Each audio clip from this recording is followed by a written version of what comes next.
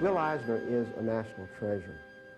Here is a man who was there at the very creation of the comic book, and when it was simply a form of entertainment for children.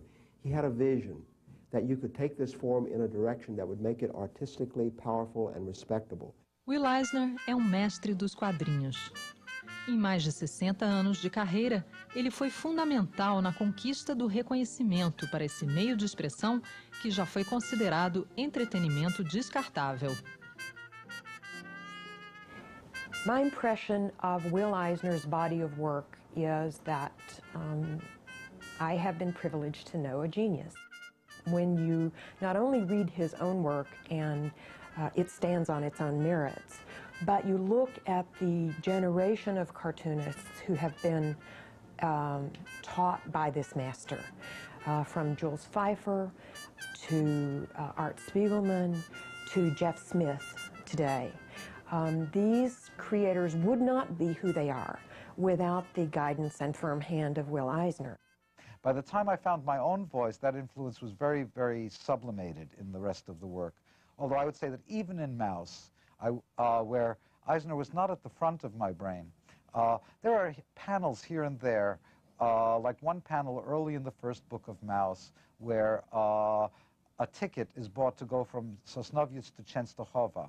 And the ticket is shown in the panel with a caption explaining that my father went back to this town where the woman who's going to become his wife lived. And this, putting a caption inside a ticket, rather than inside a little regular box, but something that looked like a train ticket, has a very specific pedigree. It's Eisner's approach to finding all of these different strange things that can become a panel, so that a postage stamp can be a panel of a comic, poster on a wall, a window, kind of cannibalizing of all other visual metaphors and forms to make his own comic book stories. This certainly was a very strong thing for me. So not only do we have his own creative energy and focus and force, but he has passed along this energy to another generation. And to me, that's really the pinnacle of greatness. He not only does it for himself, but he does it for others. I think, in essence, what he was doing was he was paving the way. I mean, he could have set up a toll booth there, and as all the rest of us came up over the horizon, running toward the territory he'd already opened up, and he could have charged a hell of a toll, but he was so generous. It's just like, hey, come on, jump in the water's fine. Criador do Spirit, autor de diversas novelas gráficas, Eisner é um desenhista de traço brilhante, mas que se preocupa primordialmente com a qualidade da história que se propõe a contar.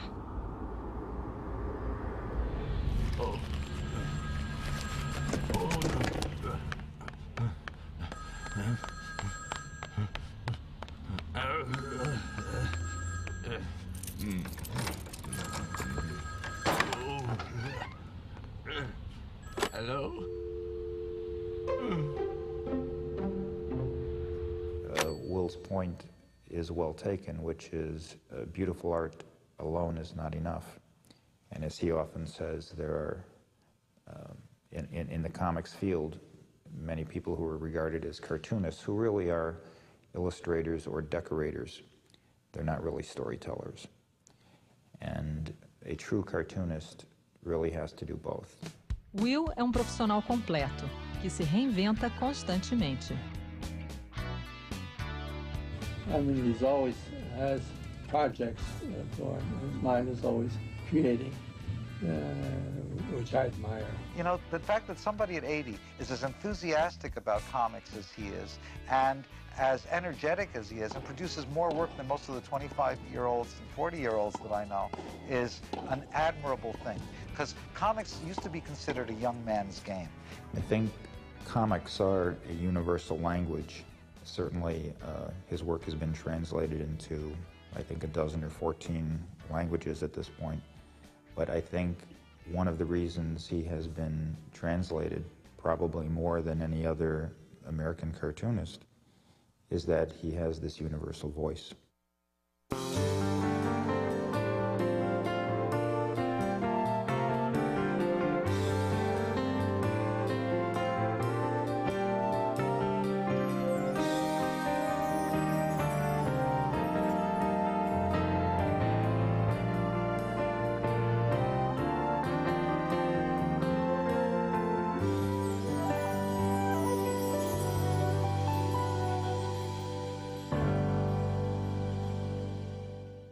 Profissão Cartunista traz o mestre à prancheta para uma aula sobre quadrinhos e o que o próprio Eisner convencionou chamar de arte sequencial.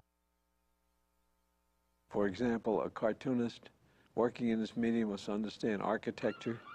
He must understand a certain amount of sociological interactions between human beings, a little bit of psychology. He must understand physics, such as the law of gravity and the movement of force and counterforce. A young cartoonist or someone entering this business must develop for himself a broad view of life. He must understand human experience and human interaction. He must understand how people respond. He must understand something about life itself. In fact, in this medium, nothing is done accidentally. It's different from painting a canvas where accidents happen, paint splashes or ink leaks, and the artist makes something out of it. The artist in this medium does not discover images while he works. Rather, he must have the image firmly in his mind before he begins.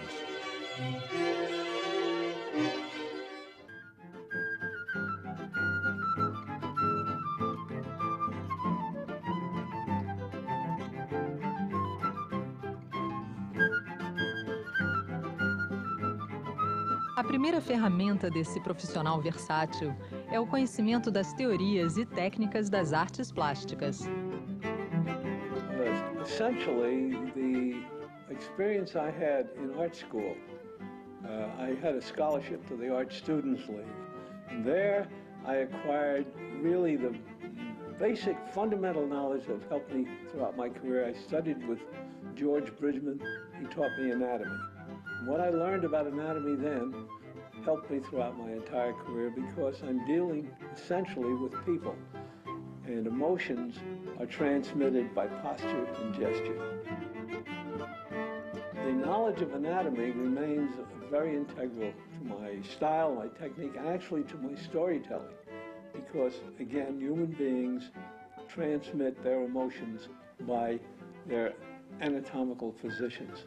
So once you understand that, you can then better display and employ the actors within the stories that you're telling. This is a portrait of my father, which I painted while I was a student at the Art Students League. I was working under Robert Brackman at the time. My father was a tremendous influence on me. He encouraged me throughout my career from the very first. Father came to this country from Austria in 1916, 1915, just before World War I. He had been in Vienna. He was a painter of scenery, interior of churches he was doing this, with cherubim and clouds and so forth. When he came to this country, his first job was to work for the Yiddish Art Theater on 2nd Avenue, where he painted scenery. He used to bring me down to the theater while he was working on his long, high ladder, and I sat there watching him paint. I compose my scenes as though I am a director of live theater. Each of the panels for me is a stage.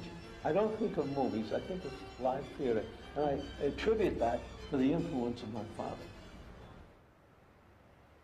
Ser ou não ser? Eis a questão. His cartooning is brilliant. It takes reality, to me, and emphasizes certain things. It's acting. It's like stage acting, as opposed to film or TV, which is completely, up close. And when I was at the Art Students League, my mother objected strenuously to my going. She couldn't understand why the school would allow a young 16-year-old boy to paint naked women. And she always bothered my father about it. He tried to explain to her that was all right. Anyway, she took the portrait after I brought it home and covered it with an apron and put it away in the closet. We never saw it again until about 2 years after I was married. We were fixing up a new house myself and my wife, and my mother came up with this thing all wrapped up and gave it to my wife and said, look, now that you are married, now that he's a married man, it'll be all right for you to hang this picture in the room. Se a influência paterna se faz sentir na formação do jovem Will, sua mãe também foi fundamental. Ela queria que Will fosse um próspero homem de negócios e não um artista. Isso acrescentou mais uma dimensão na personalidade de Eisner. Remember, I have two sides to me. I'm schizophrenic. I have one foot under the desk and the other foot under the drawing board. I've enjoyed business. I enjoy the business side of it. Well, besides the romantic notions about being a cartoonist, there are also the very practical aspects. Speaking as a publisher, one of the most important is meeting a deadline. In the nearly 30 years I've known Will Eisner, he has never missed a deadline. In fact, he usually is early when he turns his material in. And I wish that the much younger cartoonists I had were to emulate this professionalism of his. Will understands that art is art, business is business, and the two must connect. And if you're irresponsible, it has a ripple effect on other people.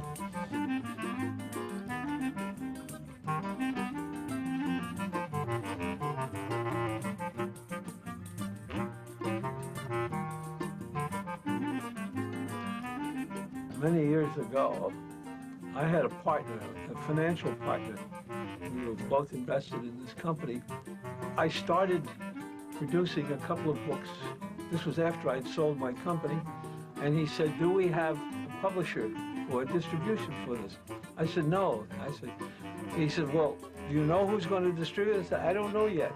So he said, that's a good way to go to the poorhouse. I said, that's a good name for a company. And so we called it Poorhouse Press.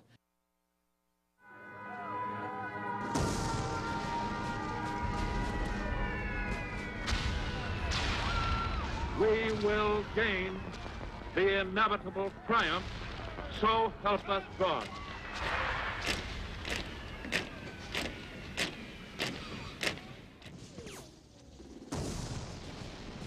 When I was drafted, I really hoped that I would be able to go as a foreign correspondent out into the war area.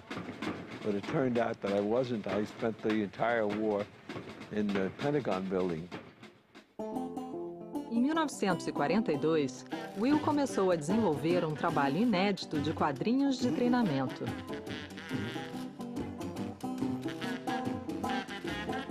I created a character called Joe Dope and a whole series of other stories.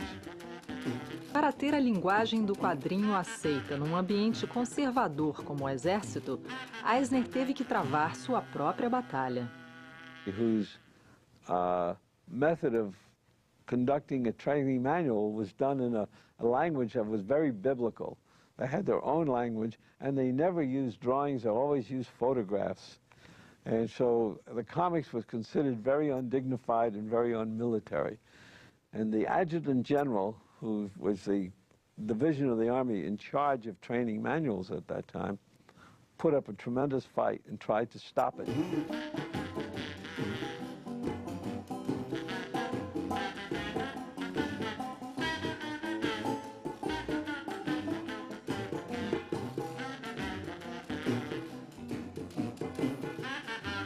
The advantage you have with drawings, unlike photography, is that you can manipulate the perspective to suit the reader. Always in my shop, the one rule we had was that when you are doing showing an installation, installing a valve or installing a widget of some kind, the point of view of this thing is just as though the reader was actually in the truck or in the equipment doing it. I think that the educational comics Will did are, in their own way, as important as the entertaining comics that we probably all prefer to read.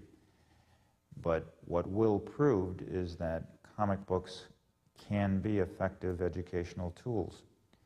And this really was only a theory until Will tested and improved it with his PS magazine.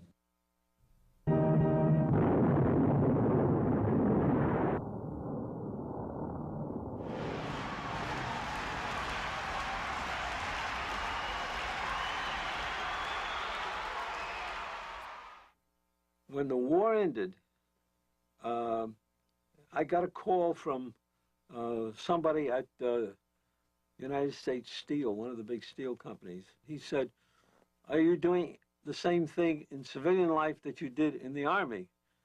And of course, I'm very enterprising. I said, "Yes, I am." He said, "Well," he said, I said, "as a matter of fact, I'm starting such a company this week." "Oh," he said, "good, come to see me." O que o Eisner andou fazendo assim, depois que o Spirit acabou, nem tudo a gente sabe, né? Porque ele começou a fazer propagandas, coisas educativas, coisas para o governo. Então, isso não foi publicado na grande imprensa, né? Esses manuais, são manuais e pequenas coisas assim que para um público específico. Nessas histórias que o Eisner fez para campanhas institucionais, tem uma que ele fez para a Telefônica de Nova York, ou algo que o valha.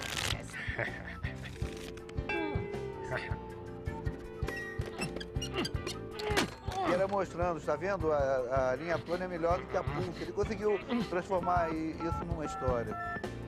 Socorro! Polícia!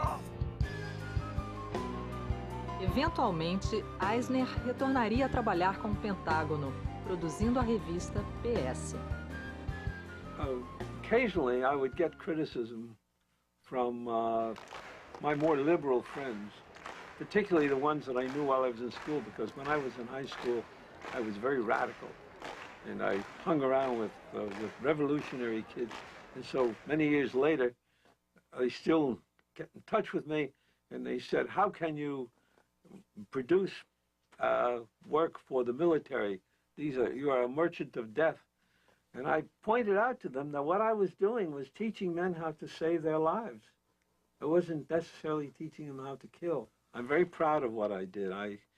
The best thing I can tell you is that one day I was visiting the Pentagon building, and a fellow came up to me and said, "You know," he said, "I just came in from combat in the Korean War." And he said, "Your magazine saved my neck." And he said, "I should thank you, because that is the best praise I could have gotten." Os livros técnicos de Eisner começam a nascer em 1972, quando Will é convidado a lecionar na Escola de Artes Visuais de Nova York. He asked me what I would call the class to school. I said, "You should call it sequential art, because I think comics is a bad word and it doesn't really mean it." They said, "Okay." Well, that year when they printed the catalog said sequential art, and in parentheses they had the word comics. So they couldn't get away from it. He's not only able to do the work, he's able to articulate how he did it and inspire the younger generation. Tudo começou nos anos 50, quando o grupo de desenhistas, que seria o Alex Raymond, o Al Foster, o Milton Kenneth, criaram uma escola para ensinar a fazer história em quadrinhos. Desde esse período, os artistas americanos começaram a se interessar em lecionar histórias em quadrinhos. E o Will Eisner se transformou em um professor importante em Nova York. O André Leblanc era o assistente dele. The School of Visual Arts in New York City was once called the Cartoonist and Illustrator School. So it had a strong DNA toward teaching comics. And each of these cartoonists, Kurtzman, Eisner, and myself, had very different approaches as to how to go about teaching that sort of thing. Teaching the subject really congealed in my mind the disciplines of the medium. And I realized then that it could be taught as a regular discipline. And so I began writing a series of essays around the teaching of this medium, which I ultimately collected or congealed into a book. Os dois livros técnicos de Eisner foram editados pela sua Poor House Press. O primeiro, Quadrinhos e Arte Sequencial, chegou a ser lançado no Brasil. A Arte Sequencial do Will Eisner realmente mais uma vez, é uma obra que quem quer fazer história em quadrinhos, ou desenhar história em quadrinhos, chega aqui, onde que tem uma escola, onde é que dá para fazer, para saber como é que se faz. Eu mando fazer duas coisas. Uma, logicamente, é ler as minhas revistas, continuar lendo. E a outra, dá uma olhada no livro do Will Eisner, Quadrinhos, Arte Sequencial. Está tudo aqui. He's written several books that are just as influential with the younger artists. The art of graphic storytelling and sequential art. They're both probably the most best thought out and the best books I could recommend for young cartoonists. O próprio Roberto Duailib, que é um dos donos da DPZ, ele é o D da DPZ, ele me falou assim, esse livro, embora ensine história em quadrinhos, ele é muito útil para o pessoal de publicidade e o pessoal que faz filme comercial, porque ele, de uma certa forma, ensina a fazer o storyboard, quer dizer, como contar uma história com algumas imagens, com som, com balãozinho e tudo. Contar histórias é um comportamento social básico do ser humano. And what Will has done and shown in his books about how to do these things is to get the clearest information across to the reader so that there's not any sense of ambivalence or ambiguity. Moi, ce qui me frappe le plus, c'est l'écriture. C'est-à-dire que c'est quelqu'un qui écrit littéralement la bande dessinée, donc le texte, le dessin, le phylactère, l'onomatopée, tout est au service du récit, il n'y a pas de décrochage. Os quadrinhos são uma forma de leitura, onde as letras são elas próprias imagens, com significados que se adicionam àquele que o texto transmite. Vim à sua casa como um amigo e você me assassinou. Por isso, que sua gente seja paralisada pela mancha do meu sangue. Balloons really encompass dialogue. We call it balloons, Italians call it fumetti, some people call it bubbles. And dialogue is really a very difficult thing to show because it really leaves no image. When I speak, it shows no image. Actually, the Italians, by calling it fumetti, give it the best characteristic because when people speak, as the words come out, if in a cold room, there's steam. Minhas palavras não podem ser vistas. Minhas palavras não podem ser vistas. Balloons take various shapes. A standard balloon is an ordinary enclosed shape which has an ordinary undisturbed surface. When you want to show something technical or electronic, you use a jagged balloon. In the same balloon, you can change the sound by having large letters.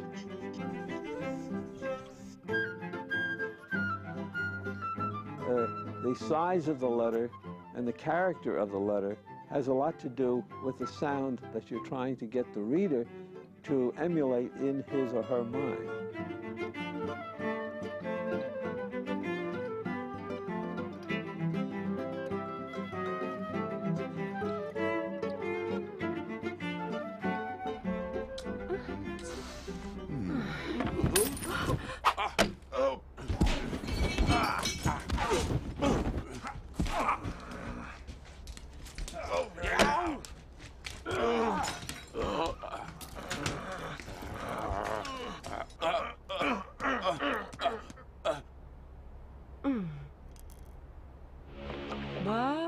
The lettering that goes inside the balloons, which is part of the dialogue, are, in my opinion, very integral to the entire style and ambiance of the artwork.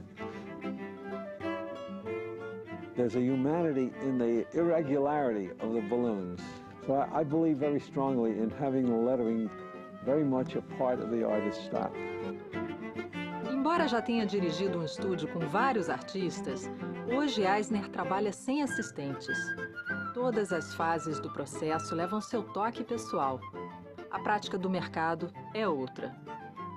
Someone who does the penciling, someone who does the inking, and this person's a colorist, and this person's the writer, and this person's the plotter, and there's this sense that you're making a product. I do my own lettering. I do everything. I make everything except the paper I buy. Actually, I'm pretty fast still. I still can compete with the other young Turks. I can produce about a page a day, pencil and ink.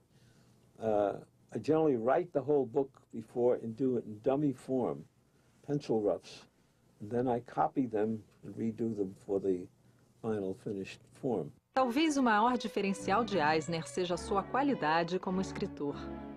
Ele cresceu e se formou em uma época menos audiovisual e mais literária.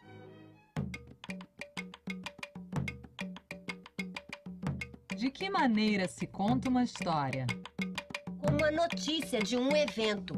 Exceto que o narrador controla o evento.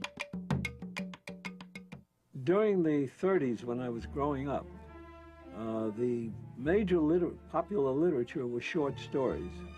America was very strong on short stories at the time, and the men that influenced me were really O. Henry, Saki, Ringlardner.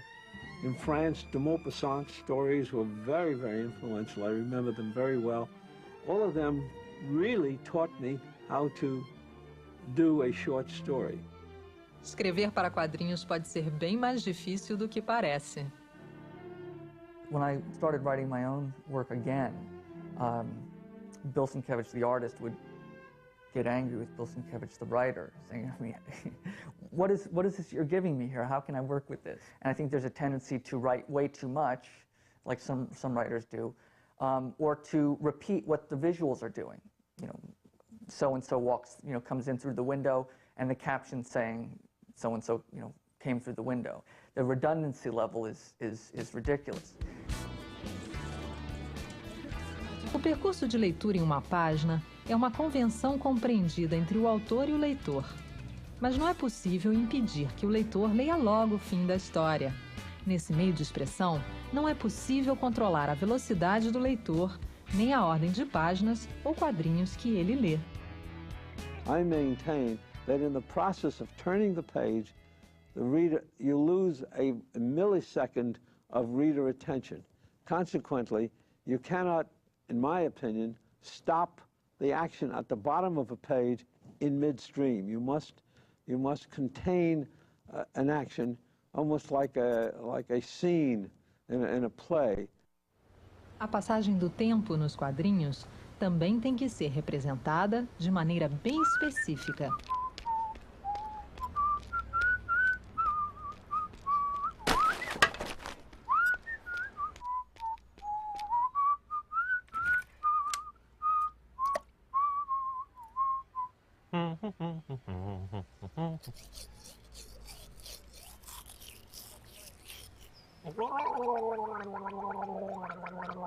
Sei lá, será que ele estava mesmo bêbado? Não senti cheiro de bebida. Vai ver que estava morto.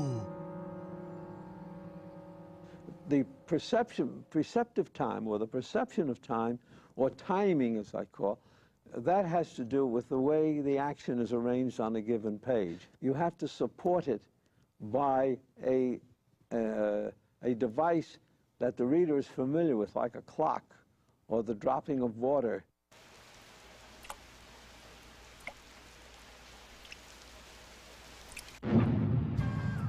In this medium, it is almost impossible to surprise the reader because you have absolutely no control over which panel the reader will read first. Someone opens a page, he reads the last panel first, then he goes to the first panel. So what you do is you force the surprise to the character. You bring the surprise to the character itself. When the lead character is surprised, the reader becomes surprised too. Esta linguagem recorre frequentemente às imagens sem palavras, ou pantomimas. No uso da anatomia expressiva, Eisner codifica o uso de gestos e postura corporal para representar os estados emocionais que deseja expressar. The clearest way to evoke human emotion is to demonstrate body movement, or what we call gesture and posture. Again, we're dealing with a medium that has difficulty in demonstrating internalism. We attempt to capture that by emulating human emotion. Human beings demonstrate emotion more effectively with their total body than they do with their face. For example, on a given face, you might have a face like this, but if that person does not have the rest of the body, you aren't able to demonstrate the full emotion. In this case, both these people have the same facial expression, but their body has betrayed it totally differently. You don't have to show the face at all to show what a person is feeling. You can take, let me draw a picture of a man from behind. Now this is a back view of that person. I can demonstrate that person's feelings by purely a body posture. As imagens são ferramentas narrativas. Personagens parecidos com animais evocam nos leitores os sentimentos associados a estes animais.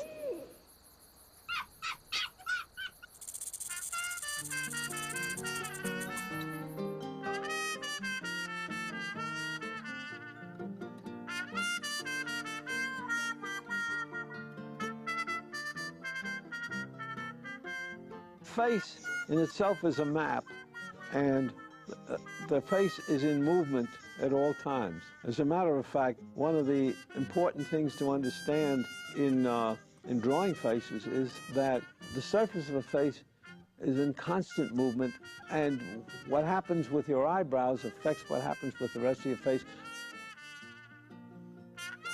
Para uma comunicação eficaz, os quadrinhos utilizam imagens universalmente reconhecidas que imitam e exageram a realidade. São os estereótipos. Eles apelam à experiência do leitor através da simplificação das imagens em símbolos altamente repetitíveis.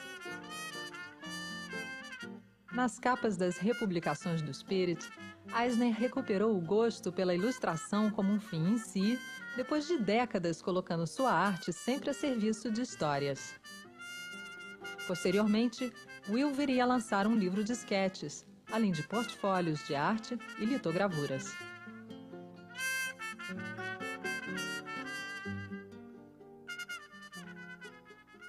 First and foremost, although Will tends to disregard this, his style is beautiful.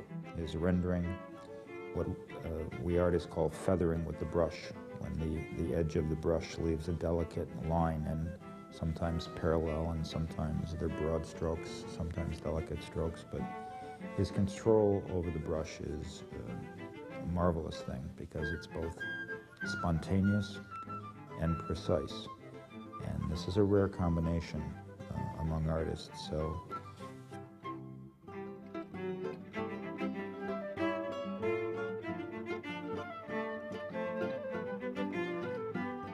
no seu estúdio em Tamarack, Flórida, Eisner demonstra sua técnica com o pincel e fala de luz e sombra.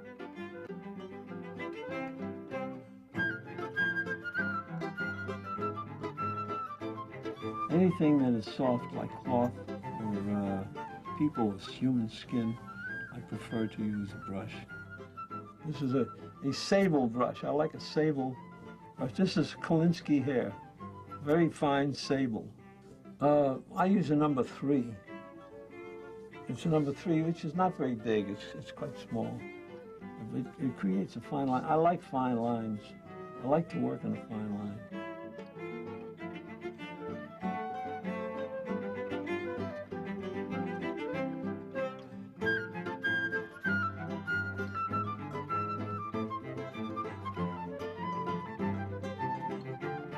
I prefer working in black and white, largely because the black and white line is closest to actual text. It's in itself a language. And I believe that color affects the surface of the material, but not the internal aspect.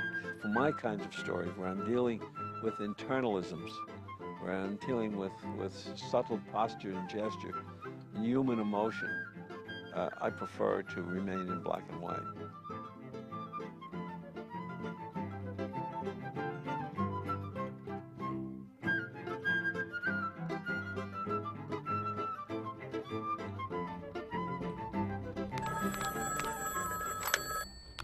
Hã? Hã?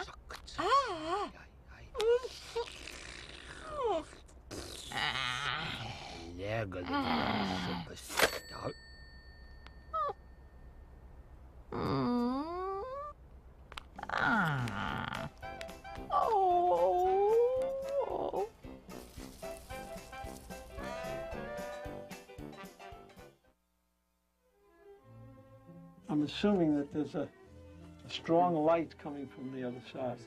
And the trouble with shadow is that it obliterates a lot of the things you saw there, the nice soft lines you saw there. The detail you saw will disappear into the shadow, obviously.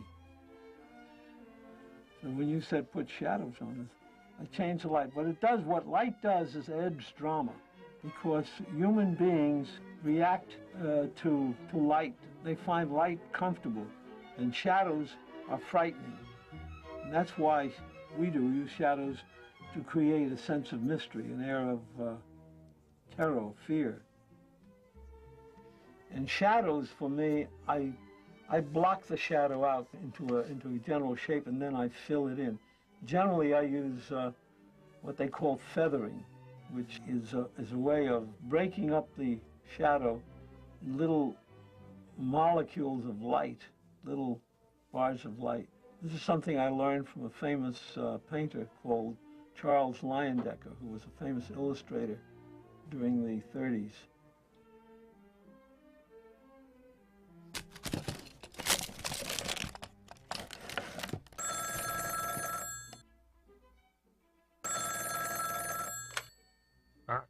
Shadows are a result of the flow of light. They are the negative result. And once I have established the direction of the light, the shadows automatically fall into place. Nas mais de 600 histórias do Spirit, Will Eisner criou uma tradição. A primeira página de cada história era sempre especial e graficamente única, de grande efeito. É a chamada splash page. Will clearly wasn't a lazy cartoonist. In addition to having to come up with a 7-page story idea every week and to have to draw it every week on a very tight deadline, he gave himself an additional burden, which was to come up with an innovative way to work in his logo.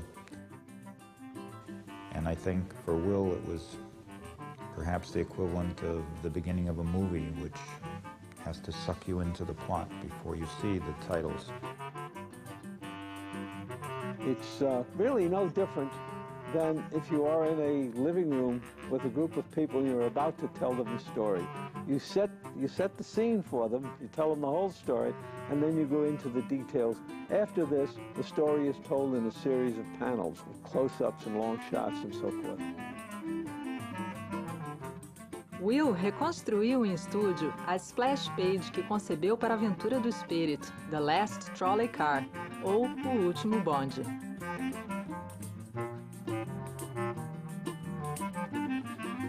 The splash page generally encompasses a summary of the whole story. So what I try to do is to summarize in one big scene the nature of the story, the mood of the story, and the main theme of the story. It is really a mood page rather than an information page. The perspective would be directed from above, and the buildings would establish the perspective. In the case of the Spirit, I always integrated the logo, the title, with the nature of the story itself. When a vehicle is moving, it creates air and papers fly, and I took the logo, made paper out of it, and floated it. Com o avanço da televisão, jogos eletrônicos, internet e outras tecnologias, muitos se perguntam: como será o futuro dos quadrinhos? Up until a few years ago, the world of comics was growing tremendously. Last 3 or 4 years, it has suddenly imploded. First of all, comics as a literary form have not yet achieved the acceptance of straight literature. In general, comic book sales have been declining for several years in a row. The younger readers who used to embrace comics now embrace video games and are surfing the web. Comics have lost their novelty. There was a time when simply being a comic was enough. It no longer is that case. In the pursuit of the audience, a lot of comic books are producing what I call high-tech, high-impact comics, in which the story is unimportant, only the effect. It's like special effects in movies. When TV came out, it would replace movies. When movies came out, it would replace, you know, silence or books. Photography, for a while, replaced illustration. Everything goes in cycles. I do believe that people need to feel something in their hands. They want to hold on to something. Sometimes I worry if there will be a 21st century of comics as things move on to electronic media and beyond. On the other hand, if there is such a thing as literature, certainly there's room for literature in pictures.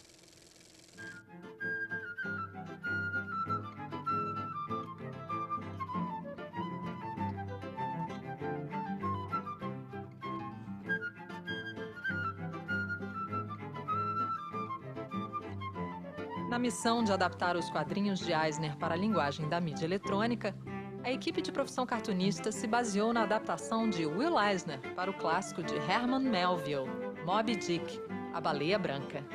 Quadrinhos para TV é assim.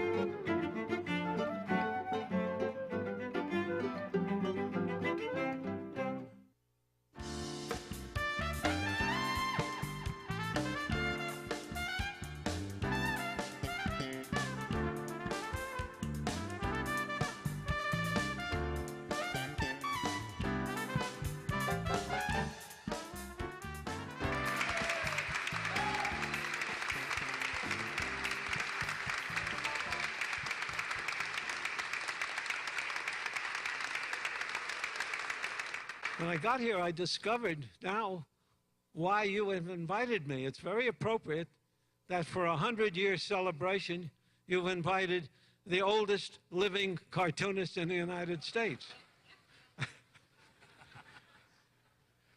So I ask you, Mr. Mayor, on the next centennial, please invite me again. By then, I'll be old enough.